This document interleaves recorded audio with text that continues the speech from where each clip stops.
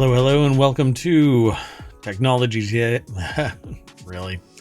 Technology Today, powered by ohmtown.com. Today is March 17th, 2024. This is Season 1, Episode 11 of Technology Today. Wow, look at that. Time flies. I am Merwat. That is ohmtown.com, and up there is the sentient AI that's going to say hi, at least. Good evening, Hometown citizens. Welcome to Technology Today. And hi. Hello, Choppa. Welcome to the show. Hey, today we're going to be talking about mapping the Milky Way, Acoustic Attack, Ultrablack Coating, the first FPS game, technological justice, bug bounty rewards, toxic plant to weight loss drug, fiber data speed record, Apple Vision Pro keyboard, and what is happening in space tech. I don't have an intro for Technology Today, but everything is powered by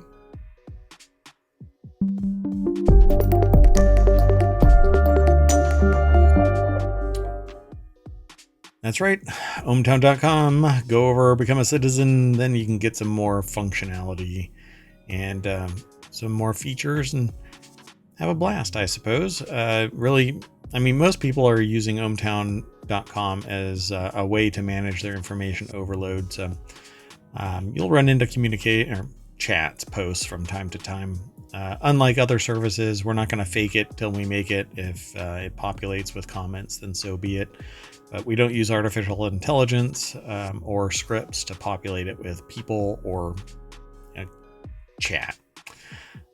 Yes, we understand that, well, a slow site means that people aren't going to post on it, but I have an ethical problem with posting bogus stuff and making you believe that there's humans there. Again, I created ohmtown.com to manage my information overload, and so I opened it up for everybody else. Feel free to do the same. That said, there are, we're over on YouTube. Every single episode that we do here on Twitch goes over to YouTube. It eventually gets turned into a podcast. Right now we have ohmTown Daily News Show, Reality Hacker, Wanted. A new one's coming out next week called Warcrafters. We also have the Continuity Report, Technology Today, and another one next week is going to be Four-Wheel Tech. Of those, ohmTown Daily News Show, Reality Hacker, and Continuity Report are already being published as a podcast.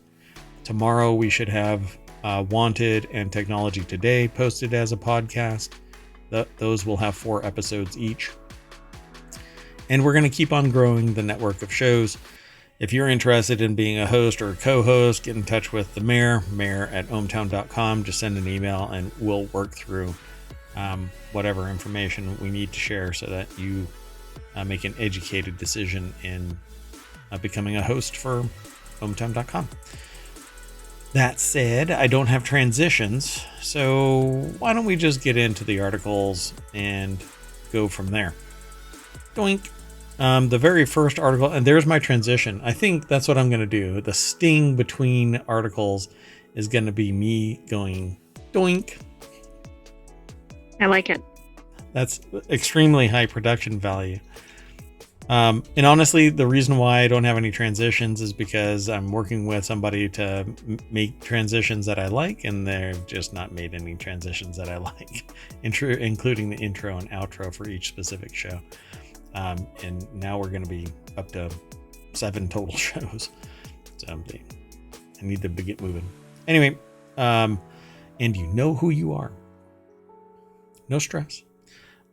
So the very first article is over in Technology Today, which is also the name of this show, but it's a channel over on ohmtown.com as well.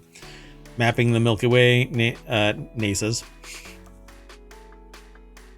I quit. Maybe I should start the show over. And we need to map how to pronounce it. Yeah, phonetically. NASA's Roman to uncover over 100 billion cosmic objects.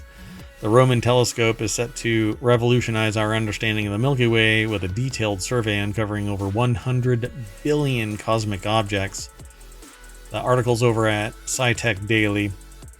The author of this is Ashley Balzer. NASA's Goddard Space Flight Center is the source. And again, it's posted over at scitechdaily.com. They usually go into a greater detail than other sources that we have for other shows. Yeah, they're usually very technical. Yeah. But it says here, NASA's Nancy Grace Roman Space Telescope team has announced plans for an unprecedented survey of the plane of our Milky Way galaxy. It will peer deeper into this region than any other survey, mapping more of our galaxy's stars than all previous observations combined. This is probably going to be the biggest leap in our understanding of the shape and size of the universe, or our galaxy at least, giving greater context to our understanding of the universe until we are out on the moon, where there has been kind of a concerted effort now underway to put telescopes out on the moon, outside of any of our Earth's issues, and then it'll be able to survey in complete darkness, so we don't have any issues with light pollution or any haze or whatever, even gravitational issues. It'll be outside Earth and sitting on the moon, just peering out constantly. We don't have to worry about anything. It's pretty amazing. Eventually we'll get there, but it says there's a really broad range of science we can explore with this type of survey, from star formation and evolution to dust in between stars and the dynamics of the heart of the galaxy, said Catherine Zucker, an astrophysicist at the Center for Astrophysics, Harvard and Smithsonian in Cambridge, Massachusetts, who co-authored a white paper describing some of the benefits of such an observing program. There is a video associated with this, but I will let you all go over there and check it all out. You can follow the link that's in the show notes or in the VOD if you're watching this within the next 60 days. So Twitch always dumps the last set of videos that we create every 60 days. That's why we put them over on YouTube. That's why they're a podcast in audio form, and you can watch them over at ohmtown.com. I mean, there's almost so much space news lately that it could almost be its own channel. Which, Technology Today pretty much can lean heavily into it because it's heavy tech to facilitate this. Last week I was giving discussions. I was talking with people about the fact that technology is so pervasive that the simple fact that we know about what's going on the other side of the world is because of technology. So you got to be really aware of what's going on. And again, that's why ohmtown.com was even built, because of, I keep saying this, information overload, which actually became a discussion point in an article about information overload last week. So exactly, it's come full circle.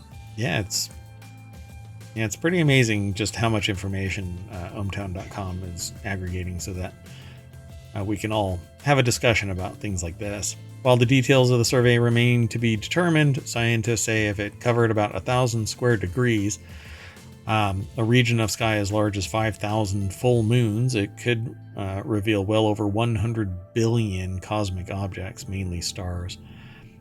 Yep, we are the only ones that exist, folks. The only ones. I mean, clearly, statistically, with all how little percentage we even cover, right? You see those maps where it keeps zooming out, and then like, even what we think of as a large space is not even 1% of what's out there, of course. Yeah, it's like 1 arc second. Because we don't see in a line, we see in a cone. And for whatever reason, look at this. We're talking about 100 billion cosmic objects. That's only 1,000 square degrees. It's not the full sphere of our ability. Once you're out in space, you'd be able to pivot in a sphere and look everywhere and get that same level of observation. So it's only 5,000 full moons, for crying out loud. One of these days, we're going to run across something that truly is anomalous, but they say Milky Way anatomy. Observatories with smaller views of space have provided exquisite images of other galaxies, revealing complex structures. By the way, they're talking about 100 billion cosmic objects, mainly stars. So the stars have planets wrapping around them, just like our sun. They're not talking about 100 billion cosmic objects as in just the planets. They're talking about the stars. So multiply that anywhere from, maybe 2 planets to 20 planets. How many in the Goldilocks zone for that given star? Right. Yeah, I would love for us to actually discover something, as long as it's far, far away and not of superior intellectual and technological evolution that thinks us as nothing more than ants, because when did anybody really care about ants, right? Well, remember that other article? It was something to the effect of, you couldn't get out of your escape velocity, right? To actually explore. So that was interesting. Yeah. But that's so maybe based that's on Earth technology, right? Exactly. Yeah.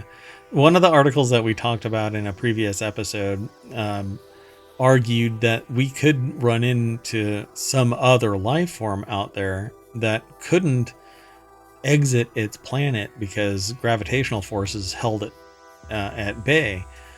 So it evolved terrestrially, their equivalent of terrestrially, but peered out and saw people, saw things happening, but could never leave. So they could be massively advanced, but stuck in the fishbowl forever and ever. And I said that's just not going to happen, because they would discover a way to break free of their gravitational forces.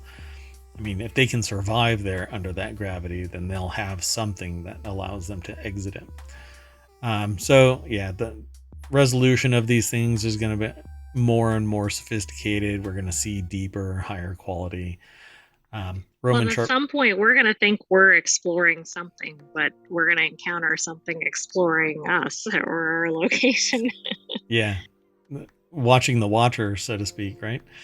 So Roman short vision will help astronomers see individual stars even in stellar nurseries on the far side of the galaxy. That will help Roman generate a huge new catalog of stars, since it will help we'll be able to map 10 times further than previous precision mapping by ESA, or European Space Agency's Gaia space mission.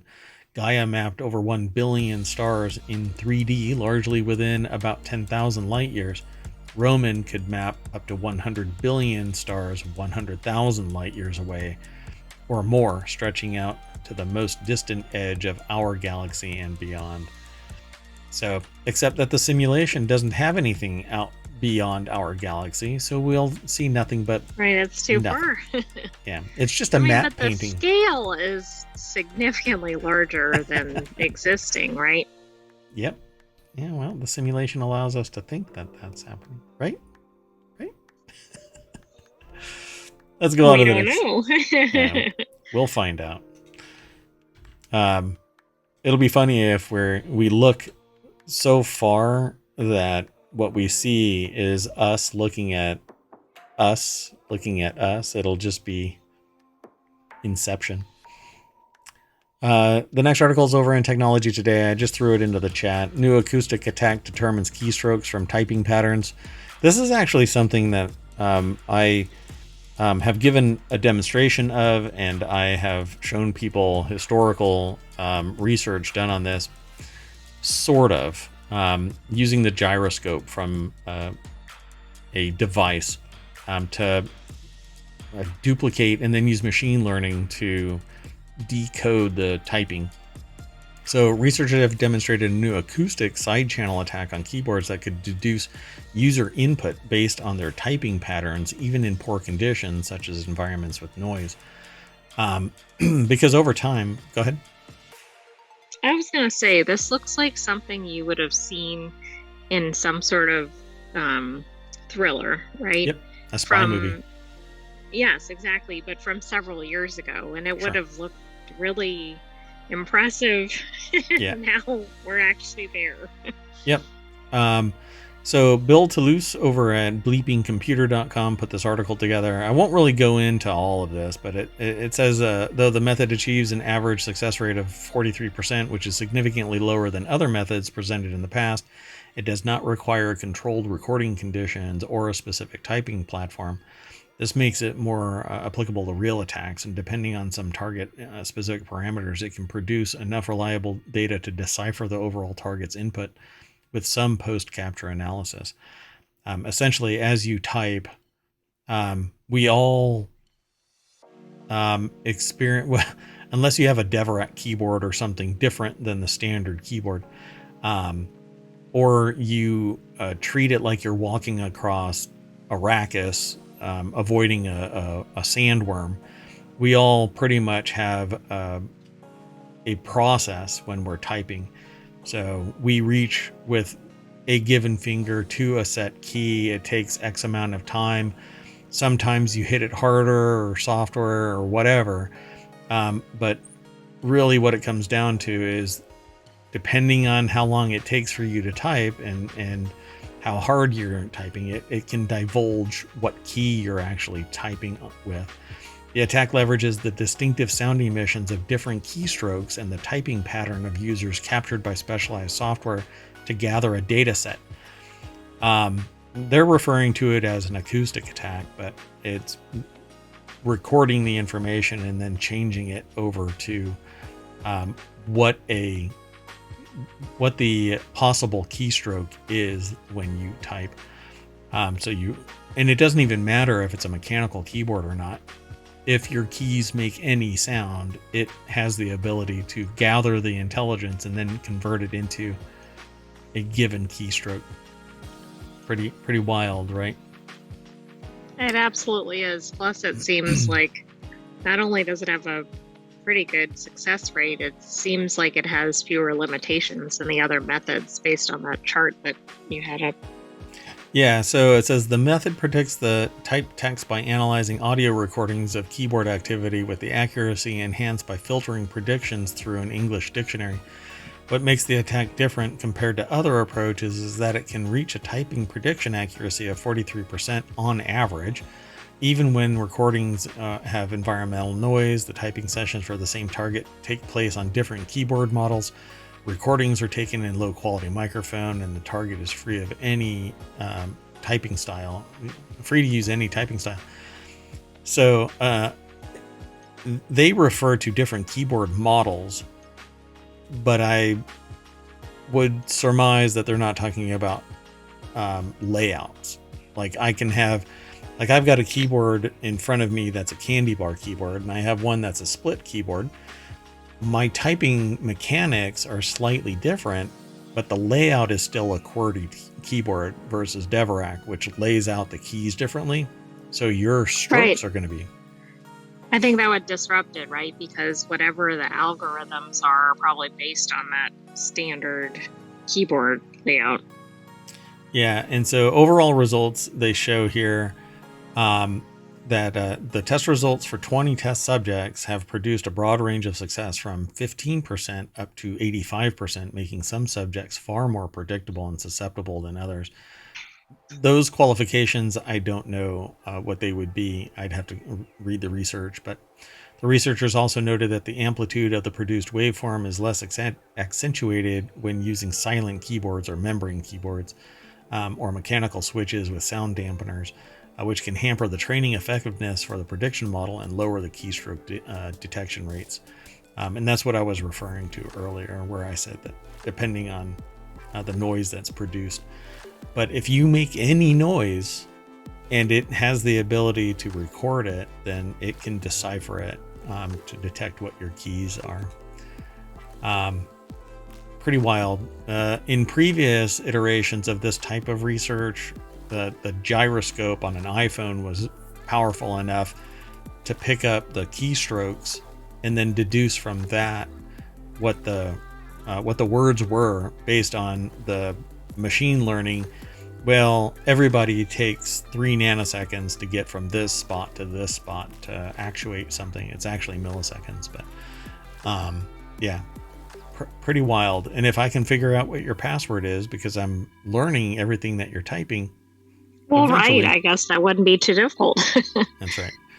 Yep. So that's why, like, government agencies are going to require a common access card and some other thing to verify who you are. Two-factor authentication would minimize this, but then you're also susceptible to other things, social engineering. People have to be a little bit more operator error. People have to be a little more paranoid. I just heard about a streamer whose Steam account was fished away from them, which really sucks. So anyway, let's keep on going. The next article, unless you have questions about it, and then happy to answer questions. No, I don't have any questions. I think, again, it's outrageous that we're already at this advanced technique, I guess, because it's only going to improve from there. Yep. Yeah. You build a better mouse trap and smarter mice show up and steal the cheese. So the next article is over in Technology Today. Ultrablack Coating unleashes new era for telescopes. This thin film coating can be applied to magnesium alloys for aerospace and optics applications. Sometimes seeing clearly requires complete black. One of the problems with things like Vantablack and carbon nanotubes is that they aren't easily deposited, and they're not painted so much as deposited through other mechanisms. Heat and vacuum allow the carbon nanotubes to grow. This article is over at scitechdaily.com. American Institute of Physics is the author that put it together. And here they call it atomic layer deposition of ultra-black films. The team's ultra-black coating can be applied to curved surfaces and magnesium alloys to trap nearly all light. How it does it, I haven't ventured into, but it says it's published in the Journal of Vacuum Science and Technology A, which I'm not sure why they do that, but is there a B? Yeah, and all the B stuff is for the questionable vetted material. Okay, not really. bad stuff. Yeah, I have no idea. Sometimes seeing clearly requires complete black. If it has to be put inside a vacuum under pressure and under heat or something like that, this all becomes something that's really expensive and complex and bound by size limits, but if it absorbs 99.999% of the light, then it amplifies the capability of telescopes in particular, or any optics, because light doesn't go anywhere you don't want it to. That way you don't get reflections and echo and stuff like that. So existing black coatings on vertical aligned carbon nanotubes or black silicon are limited by fragility, because if anything happens, even a bump can cause nanotubes to fall over, dislodge, destroy others. And with any out of aligned nanotube, light doesn't get absolutely absorbed. And really what happens is the photons go into the nanotube and bounce around and can't get back out. They're literally trapped. It's also difficult for many other coating methods to apply coatings inside a tube or on other complicated structures. It's important for their application in optical devices, as they often have significant curvature or intricate shapes. True. So to solve the problem, the researchers turned to atomic layer deposition, or ALD. And there it is. So with this vacuum-based manufacturing technique, the target is placed in a vacuum chamber and sequentially exposed to specific types of gases which adhere to the object's surface in thin layers. This is the same thing as computer chip silicon deposition. It leads to issues, and so if there are any flaws in this process, they have to throw out the batch. It ruins the whole thing. this atomic layer deposition, which really I don't think is new.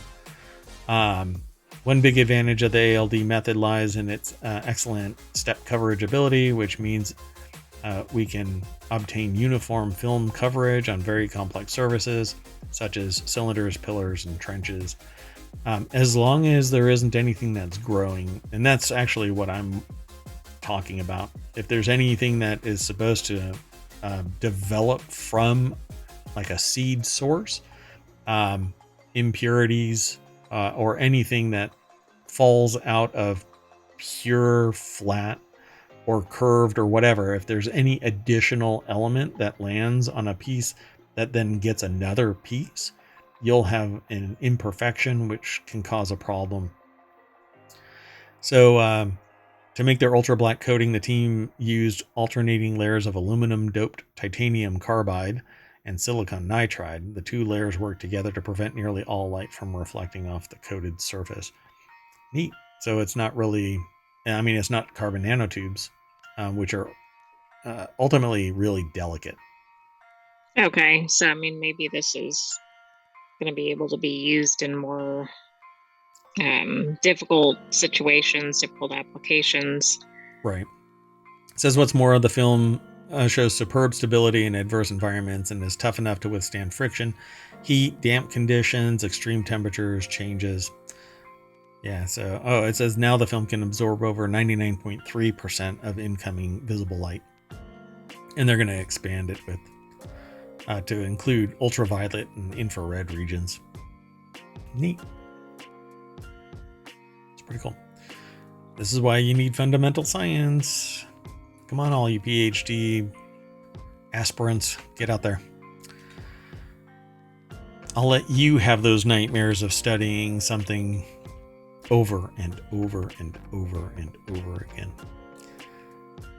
Sorry, that's what happens when you start research.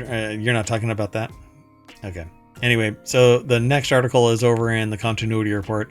But what y'all didn't witness is that the AI reacted to something, and I thought they were reacting to something that I said, but that's not what they reacted to. I was actually trying to connect this article to this show.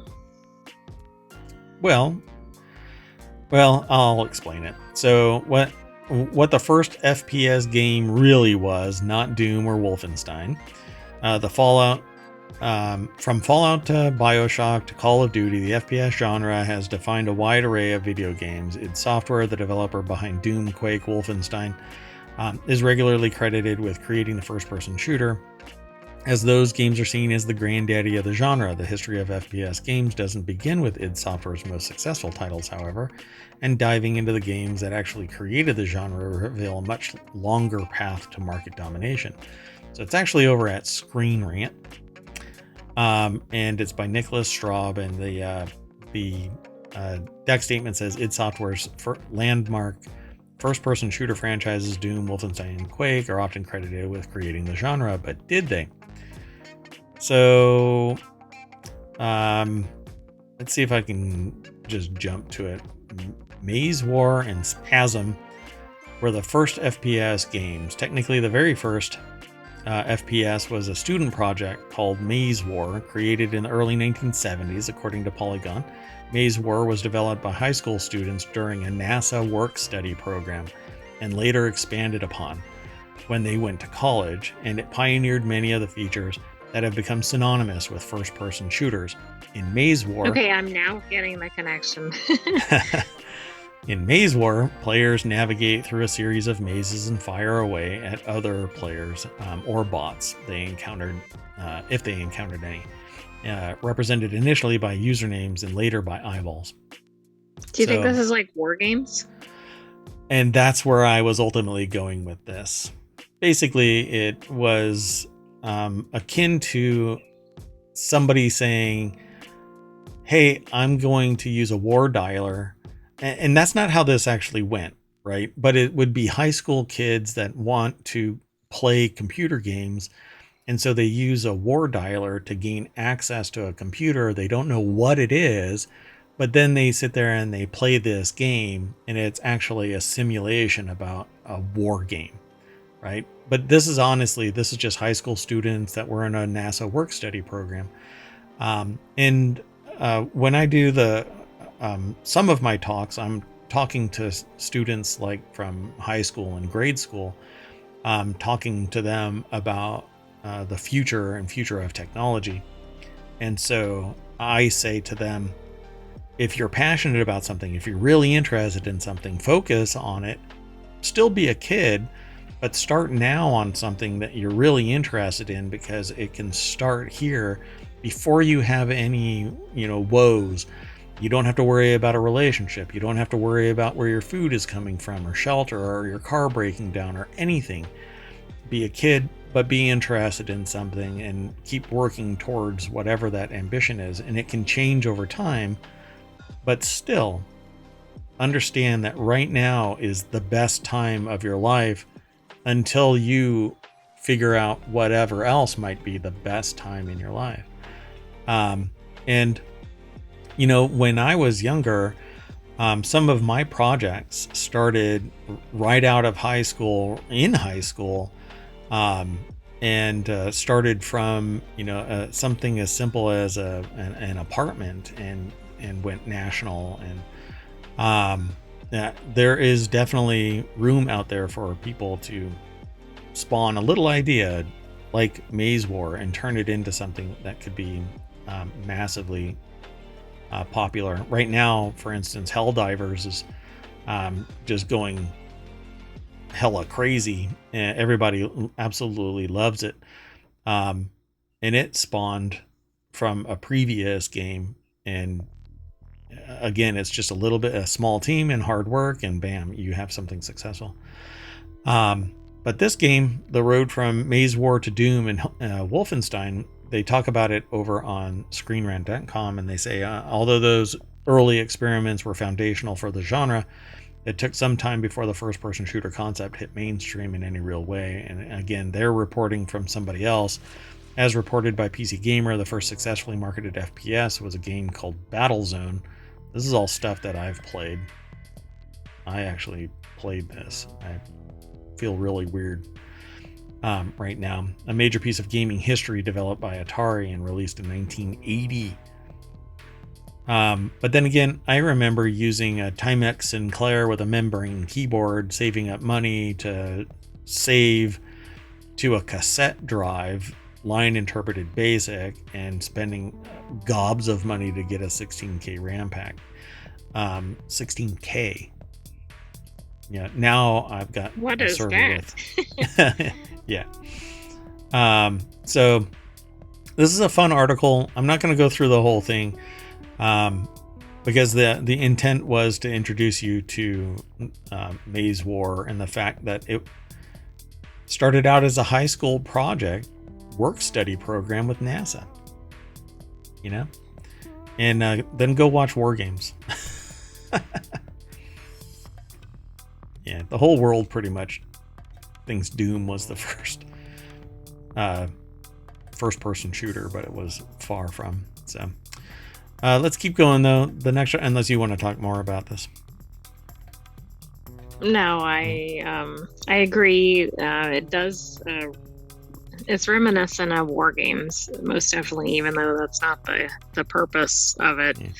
And I wouldn't have made the connection without getting into the weeds of the article. Yeah, it's fun. I like this, but it's definitely War Games era graphics. So the next article is over in the Mobile Channel. Post Office Horizon scandal exposes dangers of technological justice, according to the study.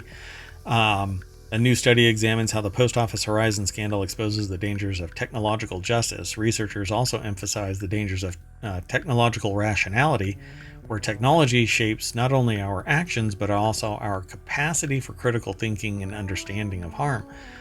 This isn't what I'm going to sit there and talk about isn't about the Post Office Horizon scandal.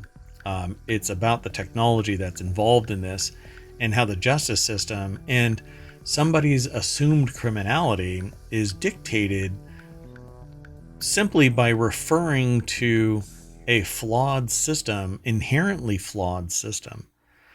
And known to be flawed. And known for a decade to be flawed. So, or more than a decade. It was like 20 years or something like that.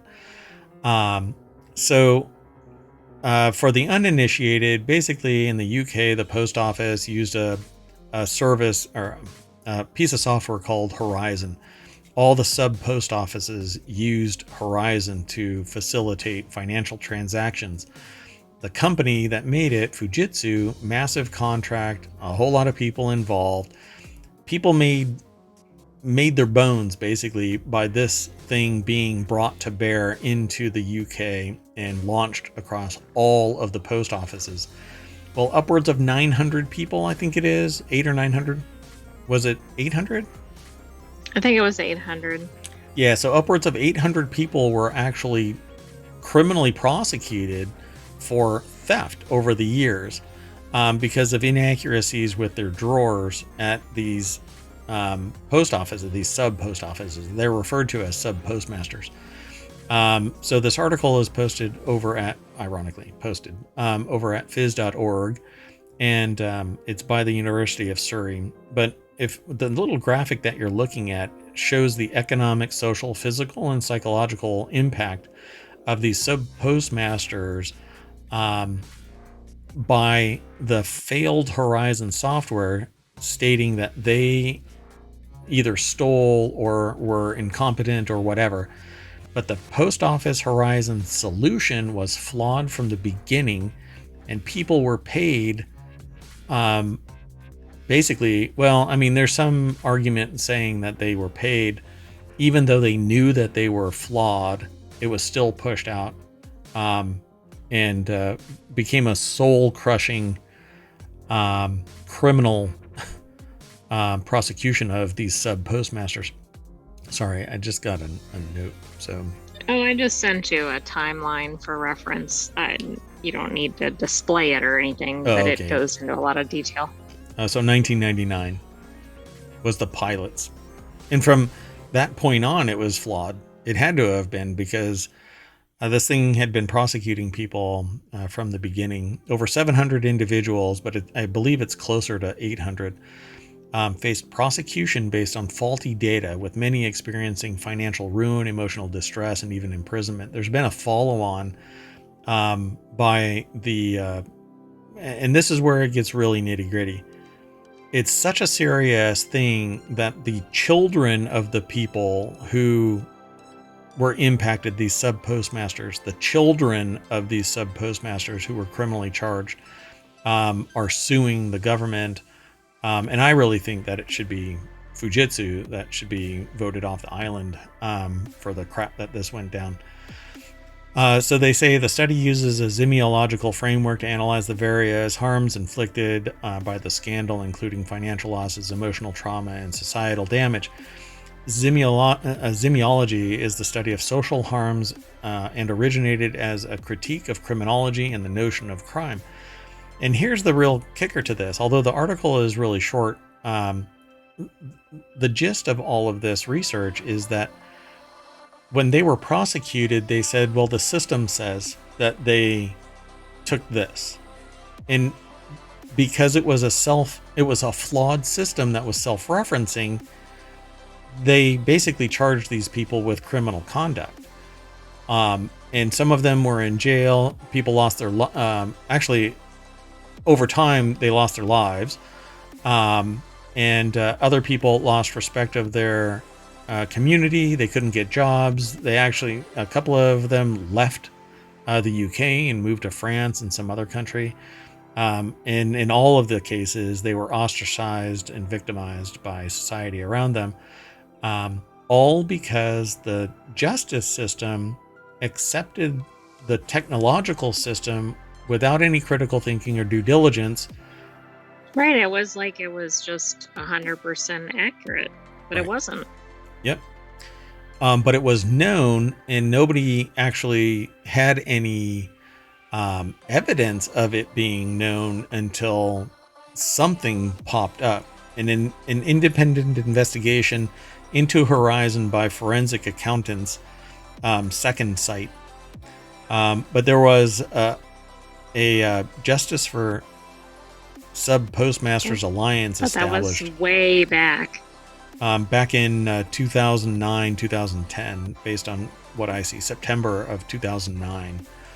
And prior to that, the earliest date on the timeline is 1999, the start of the pilots and rollout of the original Horizon system. So, yeah, it's just brutal because it was self-referencing. You know, hey, they stole from the system. Well, what told you that? Well, the system did. Well, do you have any evidence of it? Well, yeah, the system is saying that they stole from the system. Right. And it's like the employees, I'm assuming, could not Right. provide evidence to the contrary because all the information was contained in the system. Yeah. Yep. That's exactly it.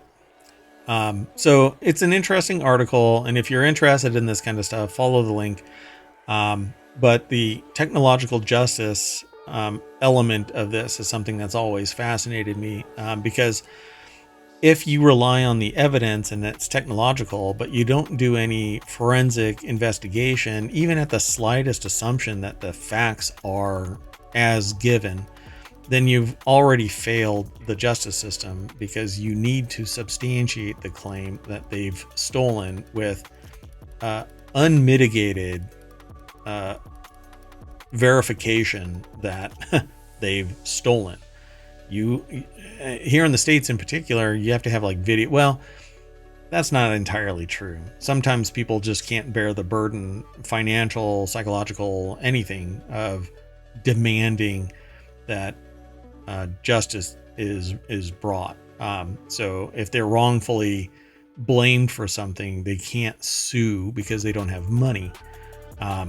While the organization that fires you, again, incorrectly and without any evidence, has the money that you earned it, so that it can use that money to hire an attorney and have you prosecuted for a criminal act that you didn't do. I mean, the justice system is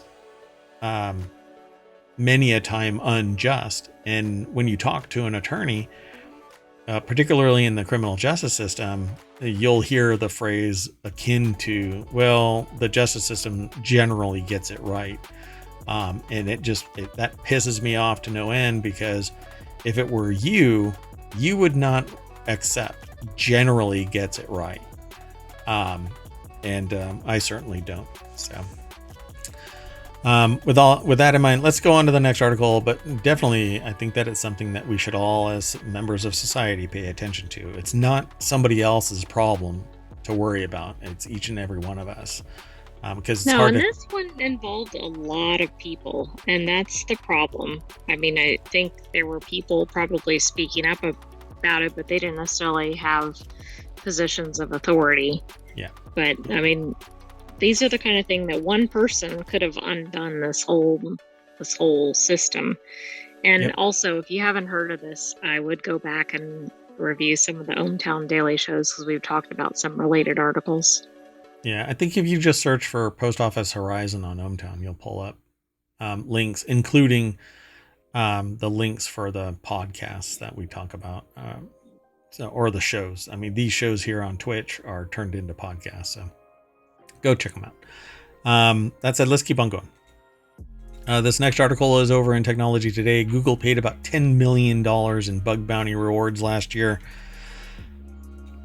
It's a lot of hard work to do this, but you definitely can make money hunting down bugs for companies if they have bug bounty programs. If you hunt down bugs, you might get looked sideways if you show up and say, I want to get paid if I tell you about this bug.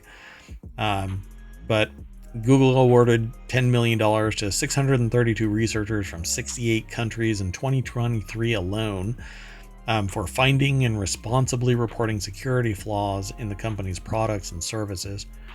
The article is over in Bleeping Computer, and Bill Toulis is the author. Yeah, it's kind of climbed over the years. 2022, they had $12 million. The highest reward for a vulnerability in 2023 was $113,337, while the total tally since the program's launch is $59 million. Not bad. It's Google's vulnerability reward program, and they put out a report periodically. So on June... I mean, that sounds like a lot of bugs. Well, it's made by a lot of people, so you're bound to have a few bugs. Another point highlighted in Google's post is the introduction of Miracle PTR in Chrome M116, which protects against non-renderer use after free vulnerabilities.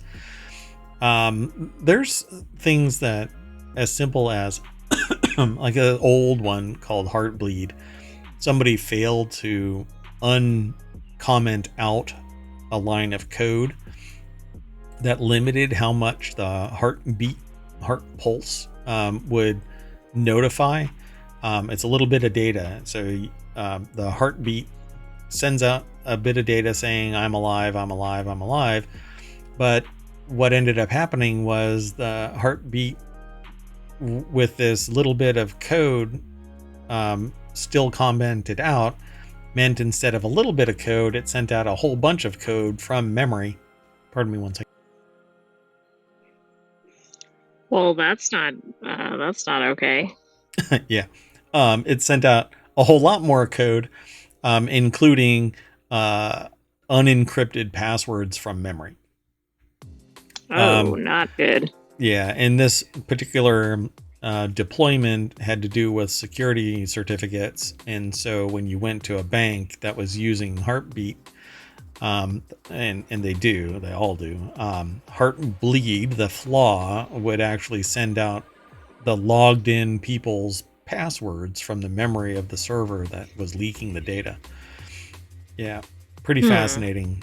So I won't go into all of the minutia of what this all did, but rest assured, $10 million just last year alone went to various people who are securing browsers and other services throughout Google.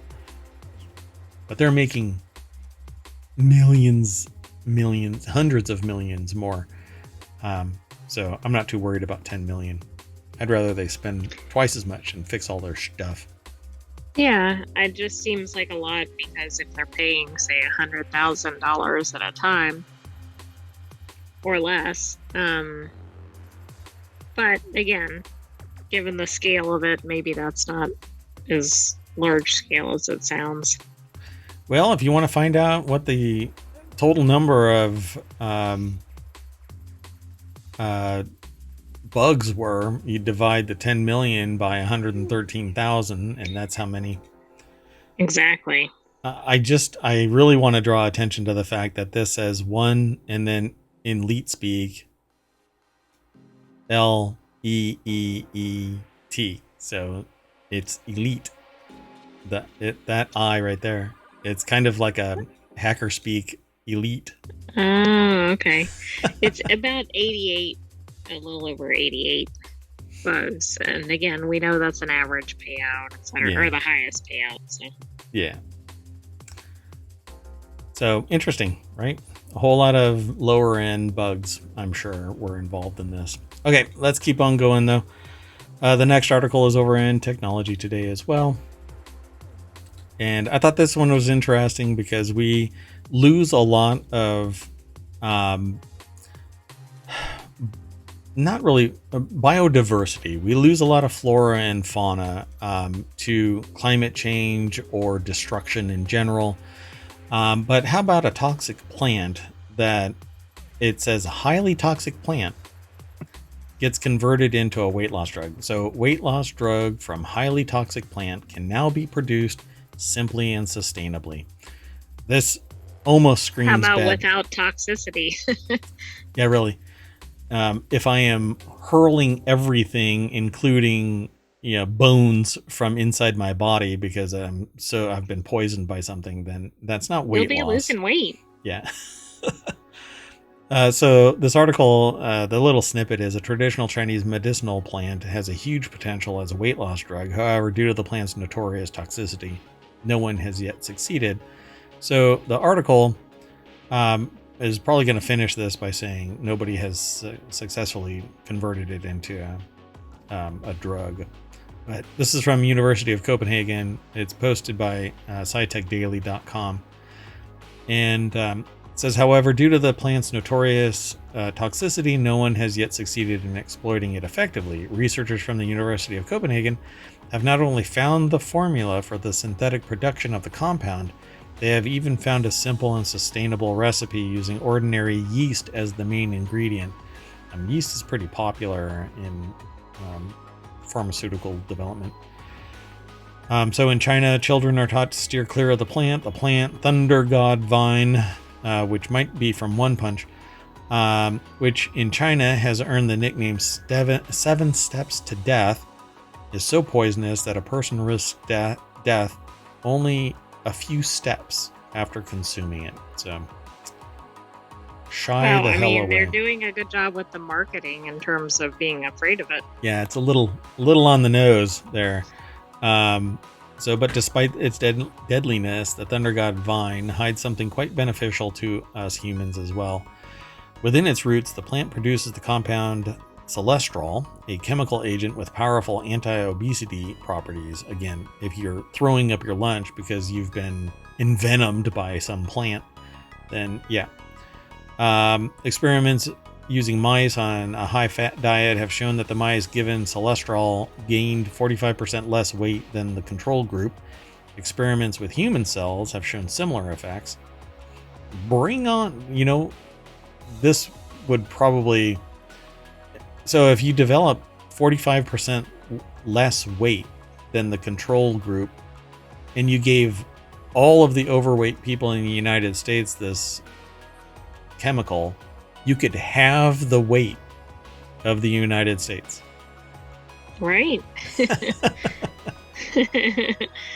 We'd be able to sit on a plane without the flight attendants running down going, excuse me, can you sit over there? Because the plane keeps drifting to the left. I was thinking they wouldn't be running through and triggering the switch, which caused everybody to fly up into the air and hit the ceiling. Yeah, what was the name of that airline? I gave it a name. Was it? No, it was LATAM. Oh yeah, that's right. The LATAM plunge. That was the maneuver. Yeah, when you want to get to your destination uncontrolled, you do the LATAM plunge. For those who didn't watch that episode, a flight crew member was receiving their lunch, and the flight attendant flipped a switch that is stupidly put on the seat itself. And what it does is it takes the flight control seat and jams it into the yoke. Apparently at high enough speed that the person that was flying the plane leaned over the flight controls because of the action, and made the plane dive. Everybody and they actually threw the... What did you do during your lunchtime today? I lost my lunch. Everybody in the passenger section lost their lunch while the flight crew had their lunch. So one of the effect is due to the fact that cholesterol reactivates the body's sensitivity to leptin, uroleptin, a hormone to which overweight people become resistant. Leptin is one of the hormones that causes the body to burn more calories and thereby regulate weight. So it's basically a supercharger drug. If this guy doses himself with that right there, he'll probably just spontaneously have 7 steps to death. Yeah, he's going to be wafer thin here in a minute. So how does one get their hands on the good substance without the toxicity? The toxicity typically accompanies it. Well, that was the question. For obvious reasons, the person cannot just eat the plant and benefit from the drug. So what do? You extract cholesterol from the natural source. They say it's hard to separate it from other toxic molecules. This is pretty fascinating. So they had to work with this naturally toxic chemical and be careful enough with it that they could synthesize the material. So they don't need it anymore. They don't need the source anymore, probably.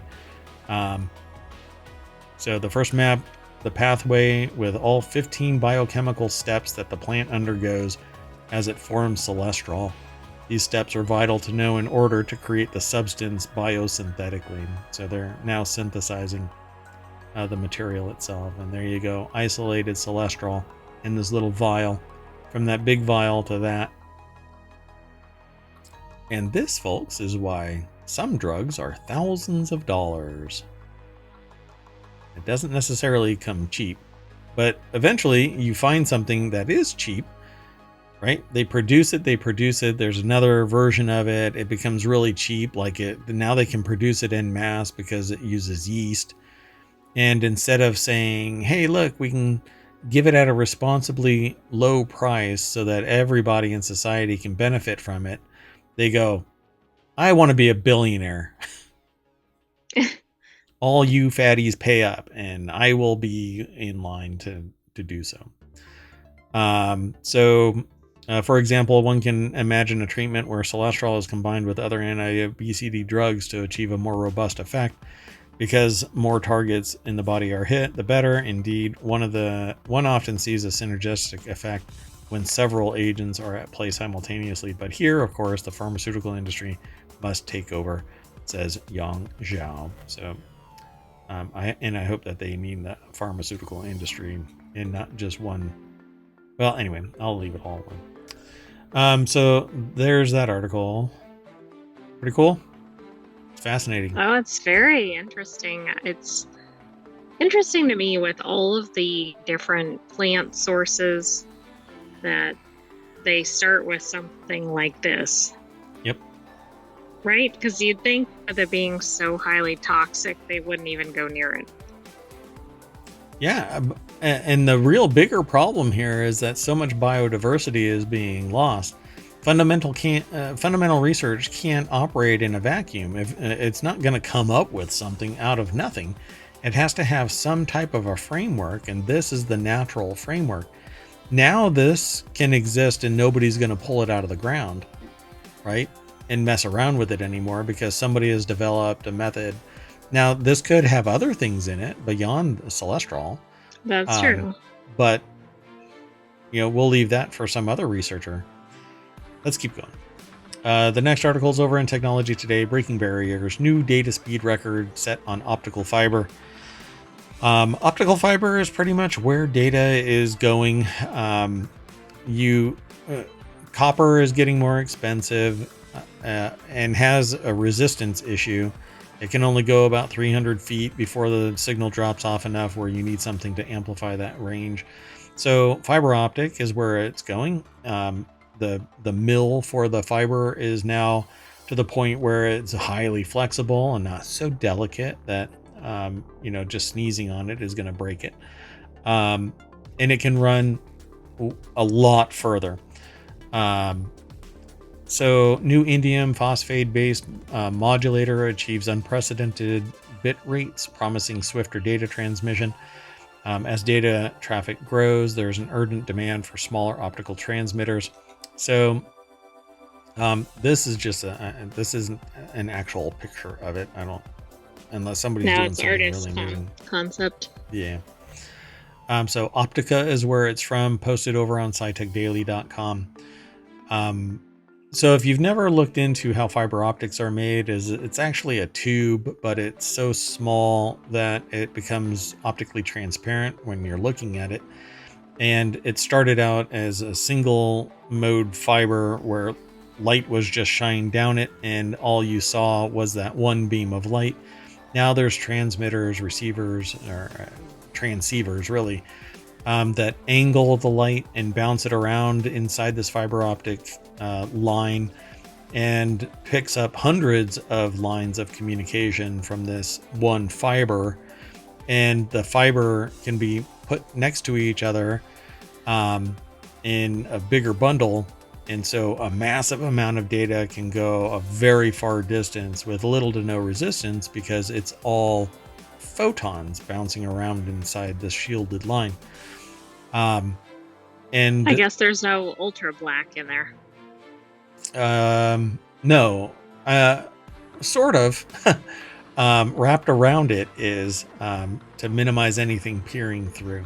But yeah, light can mess with it, but electromagnetism can't. so you don't have to worry about electromagnetic fields. I can walk up to a copper cable with an electromagnet and disrupt the flow of electrons through it and thus corrupt the data inside the line.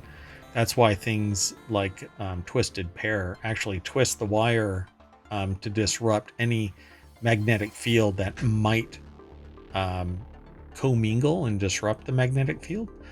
Doesn't always work. Strong enough magnet will corrupt it all. Anyway, in an important step toward fulfilling the requirement of ever increasing higher data transmission speeds, researchers developed a new compact indium phosphide, or INP based coherent driver modulator, and showed that it can achieve a record high baud rate, or data transfer rate, and transmission rate capacity per wavelength compared to other CDMs.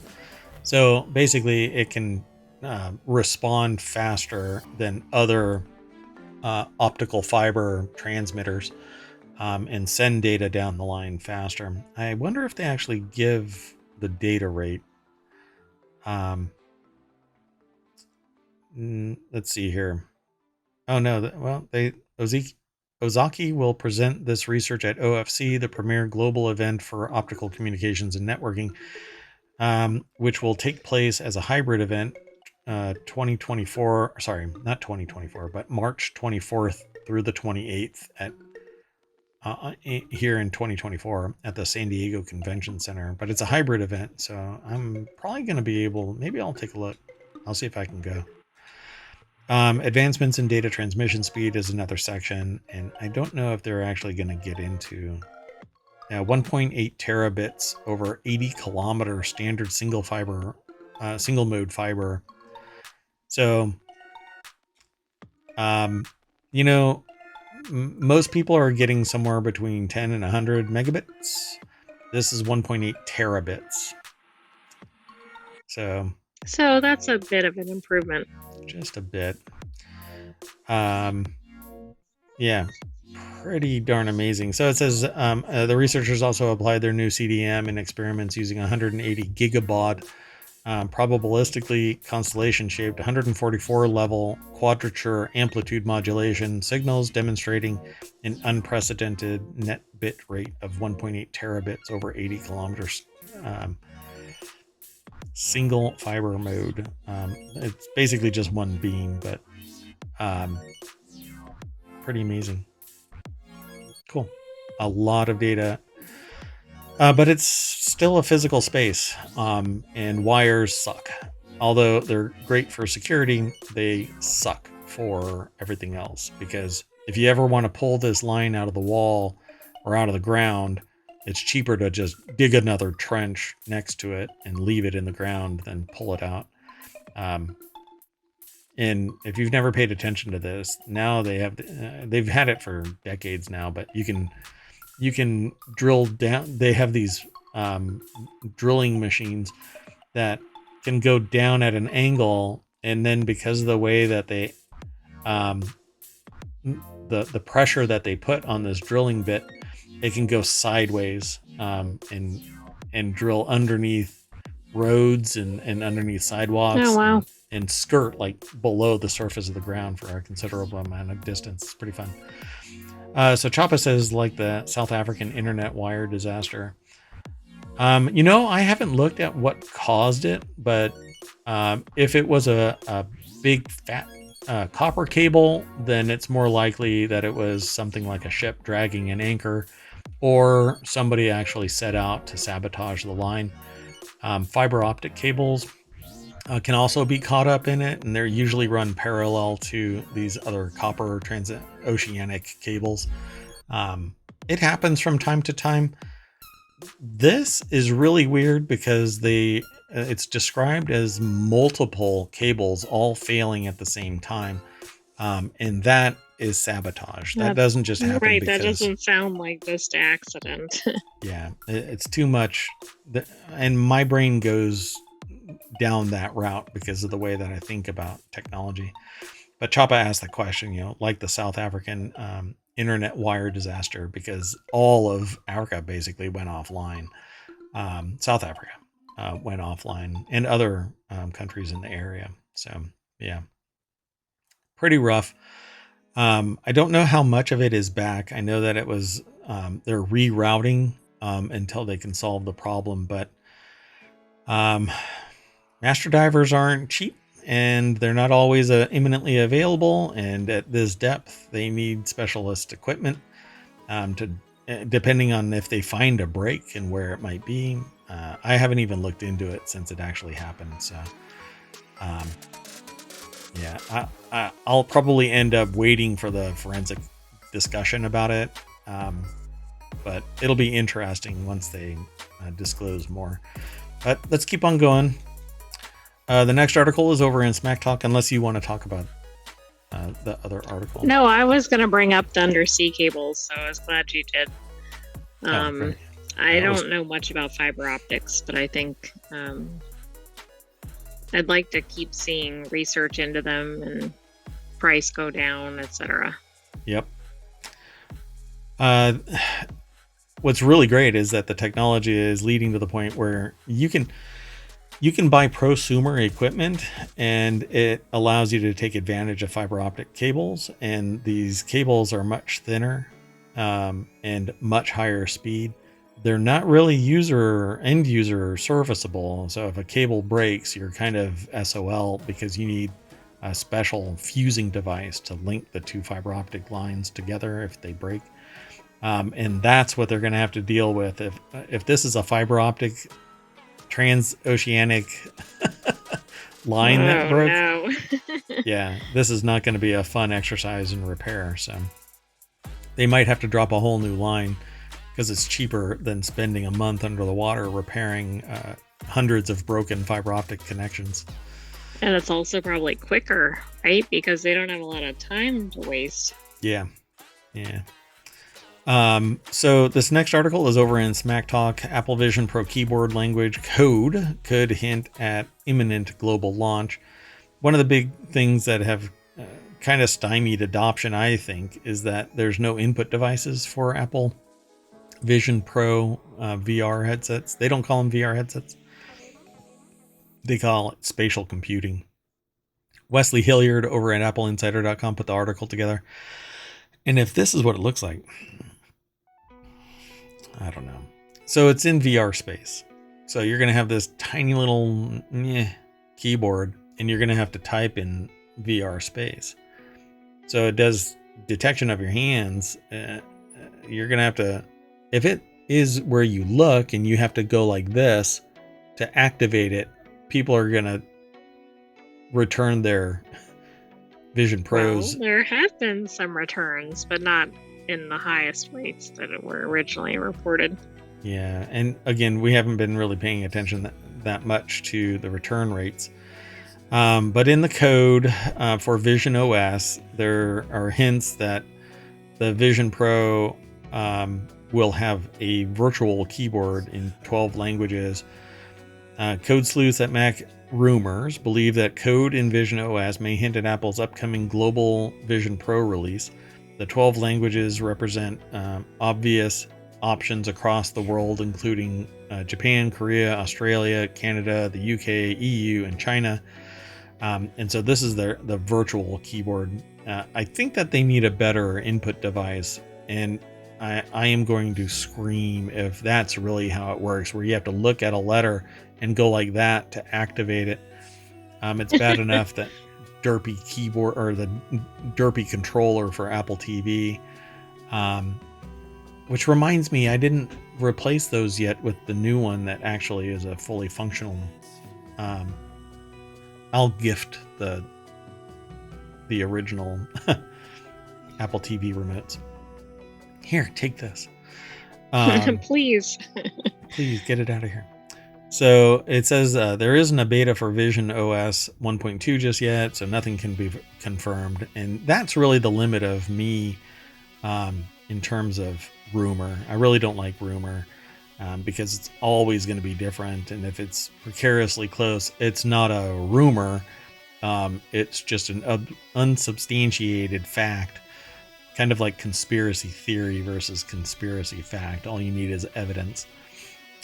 So this will probably be launched. The Apple Vision Pro keyboard The language that's in the OS is pointing that the global launch of the Apple Vision Pro is coming. But I don't like this little virtual keyboard. I think it sucks. We need physical input devices, but that will probably not happen. They don't seem inclined to put that out there. Yeah, right. They don't like accessories unless it means plugging a cable into the bottom of the mouse. They have a mouse where to recharge this thing, you have to plug it in to the bottom of the mouse, not the back end, not the front. We're talking about, let me see if I can show you, like right here. So That's you can't. a real handy place to put a plug. Yeah, exactly. Anyway, on to the last article for tonight in Technology Today.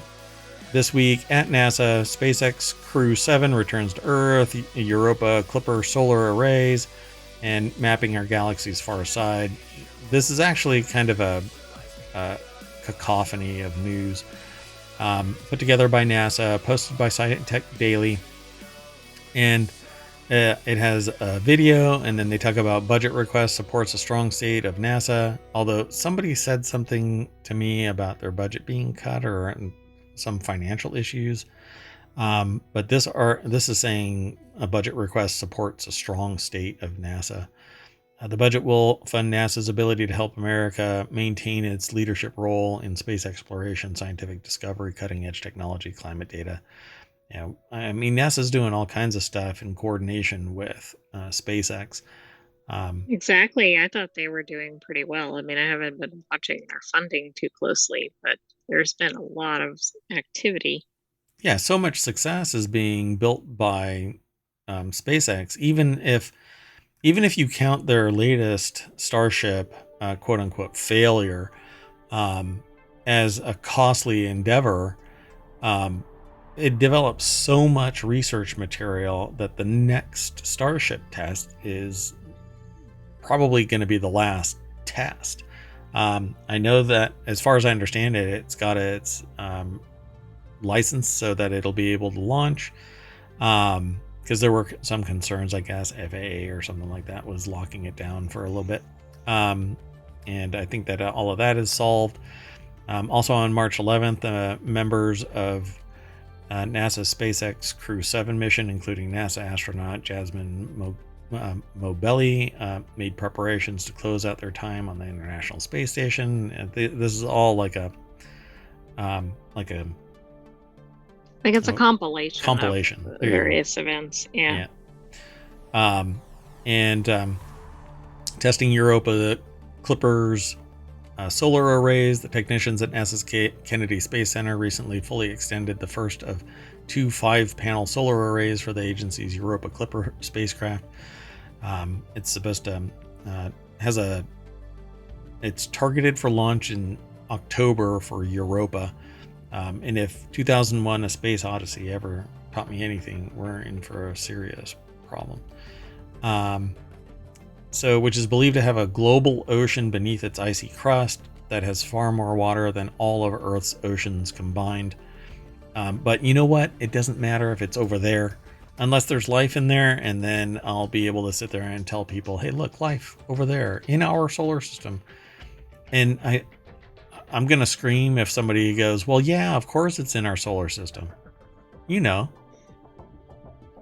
Really? That way I can retort with, yes, because the simulation made it so. That way we never have to leave our solar system. We'll be content. That's very convenient. Right? Yeah, I like that. And then they talk about the Roman Space Telescope team that announced plans for its survey. So yeah, there you go. I love these little conglomeration posts. But that's it, folks. That is Technology Today for March 17th, 2024. So we always ask everybody to pile back into the party bus, and we drive down Main Street back to Technology Today. And doggone it, where did I put it? It's right there. Sorry, I keep forgetting it. And then blink, Technology Today, it'll refresh. Oh, AT&T says leaked data of 70 million people is not from its system. All right. Oh, whose is it? Yeah. All right. I guess that door panel from Boeing wasn't Boeing's either. I'm picking on Boeing way too much. Anyway, that's it Yes, for you tonight. are. I am Merwatt. That is ohmtown.com, and that was the sentient AI's attempt to keep me out of trouble and off of Boeing's radar, much like their planes are not on radar. Wow. You want to say bye? Good night, hometown citizens. We will see you tomorrow at 8 p.m. Eastern for another episode of Hometown Daily, and be sure to tune in next weekend for weekly shows, including our 2 new launches. Yeah. Be sure to follow us. If you're just now watching the VOD and you made it this far, then welcome to ohmTown. And be sure to follow us over on YouTube as well. Download the podcast, leave a 5-star review there. That would be amazing. Like us over on YouTube. That helps the algorithm actually find us. Otherwise, discoverability is pretty much nil. And I don't run around and advertise in any other way than here on Twitch. So, yeah, give a shout out. Thank you very much. See you tomorrow. Bye bye.